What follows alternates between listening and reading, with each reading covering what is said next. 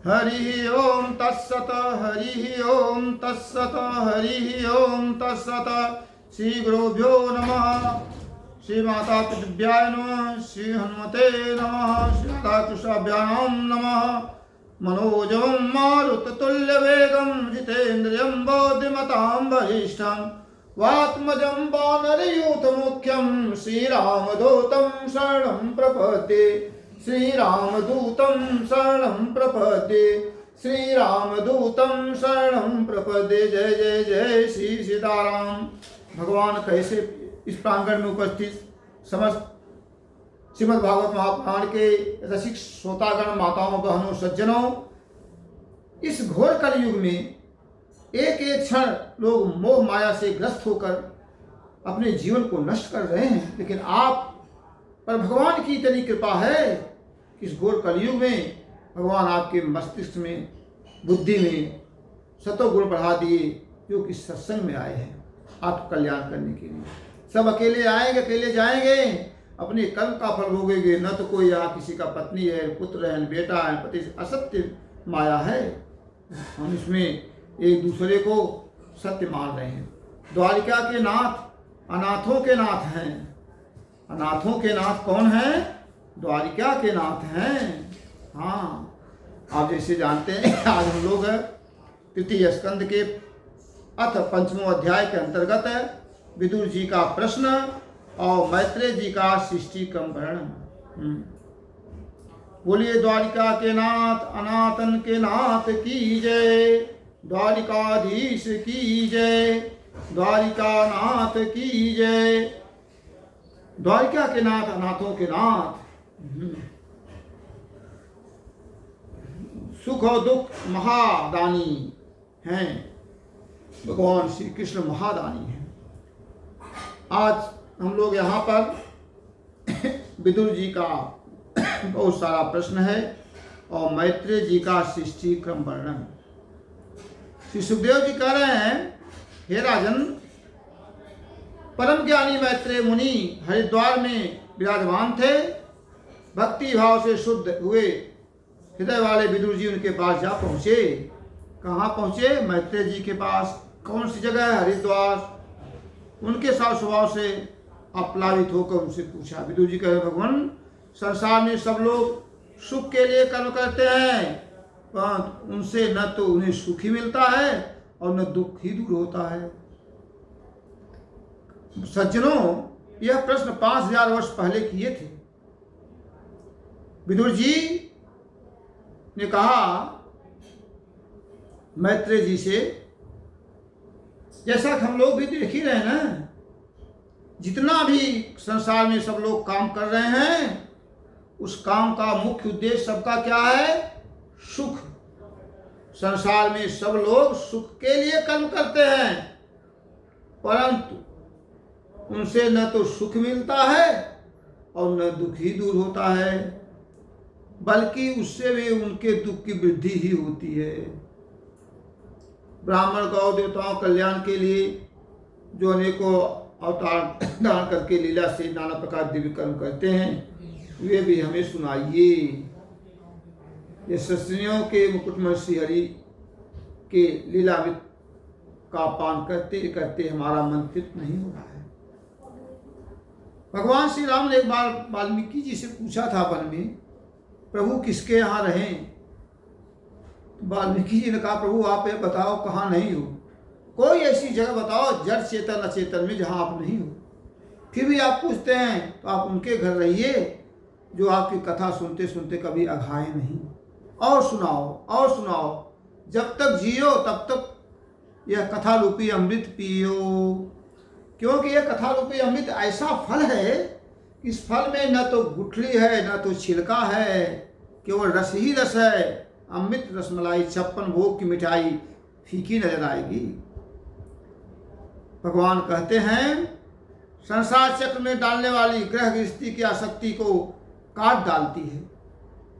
यह भगवान की कथा जो आप सुन रहे हो, यह क्या करती है आपके जीवन में?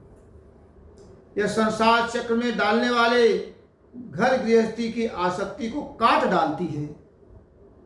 और क्या करती है? कैसे काटती है? ये मनुष्य के कर्णंदों में प्रवेश करती है अमृत रूपी कथा। यह अमृत रूपी कथा मनुष्य के कर्णंदों में प्रवेश करके घर गृहस्थी की आसक्ति के जंजालों को काट डालती है।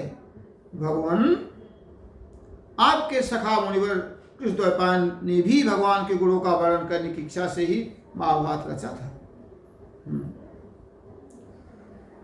आप दीनों पर कृपा करने वाले हैं, इसलिए भगवान का एक नाम है दीनबंधु, दीनानाथ। अतः भौरों का जैसे फूलों में से रस निकाल लेता है, जैसे भौरा फूलों पर बैठता है तो केवल रस को निकाल लेता है, उसी प्रकार इन लौकिक कथाओं में से इनकी सारभूता परम कल्याणकारी पवित्र कीर्ति श्रीहर की कथाएं छांटकर हमारे कल्याण के लिए सुनाइए। ये सारे प्रश्न कर रहे हैं। आगे चल करके सृष्टि के रचना के विषय में पूछते हैं भगवान। सृष्टि रचना के पूर्व समस्त आत्माओं के आत्मा एक पूर्ण परमात्मा ही थे। भगवान एक अकेले ही थे क्षीर सागर में। उन्हें बहुत होने की इच्छा नहीं थी, न कोई दृष्टा था न कोई दृश्य था, भगवान अकेले थे। एक बार भगवान को इच्छा हुई कि हम बहुत हो जाएं। हाँ, उनको इच्छा हुई कि मैं बहुत हो जाऊं।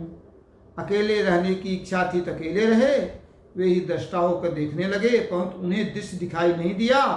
तब उनकी इच्छा हुई अब मैं बहुत श्यामी, बहुत हो जाऊं। उस समय देवताओं ने कहा, देव हम आपके चरण कमलों की वंदना करते हैं। वे अपने शरण में आए हुए जीवों का ताप दूर करने के लिए छत्र के समान हैं।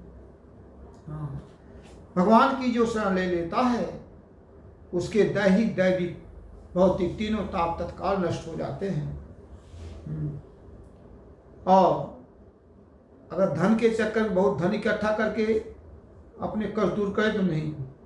हनुमान जी इसका प्रमाण देते हैं कि कह हनुमंत विपत्ति प्रभु सोई, और जब तक सुमिरन भजन न होई। जब तक जीवन में व्यक्ति के भजन नहीं होगा, सुमिरन नहीं होगा, सत्संग नहीं होगा, तब तक उसके जीवन से विपत्ति नहीं जाएगी। सुमिरन भजन तब होगा जब सत्संग होगा। संत समागम हरि कथा जग में दुर्लभ हो, सुतदार लक्ष्मी ये तो पापी के घर हो। सुतदारा, सुत माने लड़का, दार माने लक्ष्मी पत्नी, लक्ष्मी माने घर द्वार प्रॉपर्टी सोना बैंक बैलेंस। ये सब तो कंस के पास था, रावण के पास था। उनका पूरा नाश समूल नष्ट हुए, क्योंकि वहाँ संतों का समागम और भगवान की कथा नहीं थी। इसलिए ये कथा रावण और कंस की नहीं है, ये कथा हमारे आपके लिए है, और हमारे आप पूरे शरीर के लिए भी नहीं है, मन के लिए। रे सठ मना, तू बार बार 83 लाख योनि विषयों को भोगा, और आज भी मनुष्य शरीर 84 लाख पाकर फिर उसी विषय में जा रहा है। जैसे मैग्नेट लोहे का बना होता है तो लोहे को ही खींचता है, इसलिए 83 लाख योनि में शरीर विषय में आसक्त था, इसलिए मनुष्य शरीर 84 लाख योनि में विषयों में ही आसक्त हो रहा है। अगर मैग्नेट के पास मैग्नेट लोहे का बना है तो लोहे खींच रहा है। अगर उससे मूल्यवान वस्तु मैग्नेट के पास सोना लाओ तो नहीं खींचेगा, मैग्नेट के पास हीरा लाओ तो नहीं खींचेगा। क्यों? सोना, लोहा से मूल्यवान सोना है, सोना से मूल्यवान डायमंड है, क्यों नहीं खींच रहा है? क्योंकि जो बस जिससे बनी है उसी खींचती है। इसलिए मनुष्य शरीर भगवान की कथा जब सुनने आते हैं आप, तो बार बार विषयों में संसार में भाग जाता है। क्यों भाग जा रहा है? क्योंकि 83 लाख योनियों में विषयों में रहा, इसलिए भगवान का कथा अच्छी नहीं लगती। लोग शरीर से तो बहुत सारे लोग रहते हैं, लेकिन मन से बार बार भगवान की शरण से दूर हो जाते हैं। आपने सृष्टि रचना की इच्छा से हमें त्रिगुण में रचा। यह संसार जो है भगवान ने रचा सत्वगुण रजोगुण तमोगुण से। उसमें जितने जीव हैं सब में सत्वगुण रजोगुण तमोगुण ही है। हम में आप में भी सत्वगुण रजोगुण तमोगुण है। 24 घंटे में में 3 8 24 हर 8 घंटे पर ये गुण आते रहते हैं, और जिसमें सत्वगुण सबसे अधिक होता है वही भगवान कथा सुनने आता है। नहीं तो रजोगुण आ जाएगा, अहंकार आ जाएगा, क्या कथा सुने? वही राम, वही श्री कृष्ण, वही पंडित जी, वही मंदिर, रोज रोज क्यों जाएं, अहंकार आ जाएगा।